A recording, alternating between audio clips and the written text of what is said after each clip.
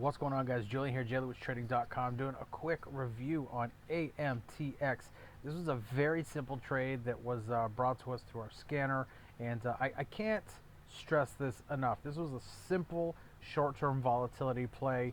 Something was bumping price action. There was a demand story here, and it was nothing more than getting on board with the trend and taking a little bit of profits on a very, very simple move.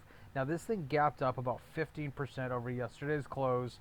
You saw this little sort of 5-bar trend right through here. Took a small pullback on very, very light volume. This is where we actually got in, and then this thing just power moved all the way up into a 260, 270 zone before pulling back. Now again, very simple strategy. Anytime I see this, if price action can hold the gap, give me a light pullback, I'll put these Fibonacci projections up just like this, and then I'll start using some of these levels as targets to get out of the trade.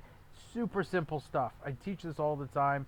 We've got hundreds of students that are using the exact same strategy, profiting every single day, and it's such an incredibly easy tool to use to understand where to get in and where to take profits based on that profit-taking target tool we use, the Fibonacci projections. Now I use them a little bit different than you're supposed to, but nonetheless, we do take profits at some of those key levels. So again, this is AMTX. It closed up almost 17%, but at the real bulk of the day here, you can see that this thing moved all the way up to a high of about 48%, and we saw a good portion of that.